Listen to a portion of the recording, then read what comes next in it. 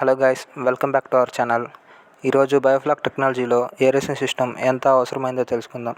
మొదటగా మనం పెంచే చేపలు లేకపోతే రొయ్యలకి, ఎందుకంటే అవే కదా మనకి ఆదాయాన్ని ఇచ్చేవి.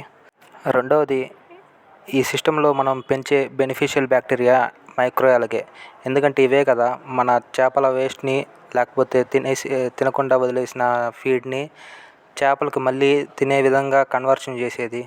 సో అలా కన్వర్షన్ చేసే ప్రాసెస్లో వాటికి అనేది ఆక్సిజన్ అనేది అవసరం.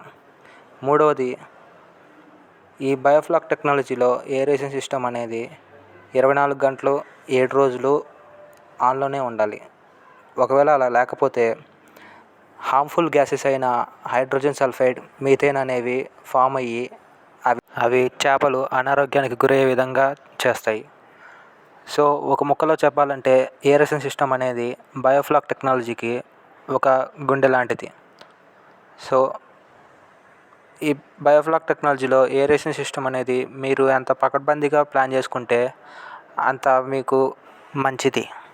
మీకు ఈ వీడియోలో ఇచ్చిన ఏరేషన్ సిస్టమ్ ఇంపార్టెన్స్ నచ్చినట్టయితే దయచేసి లైక్ చేయండి, సబ్స్క్రైబ్ చేయండి. లేకపోతే మీకు ఏమైనా సమాచారం కావాలంటే కామెంట్ చేయండి.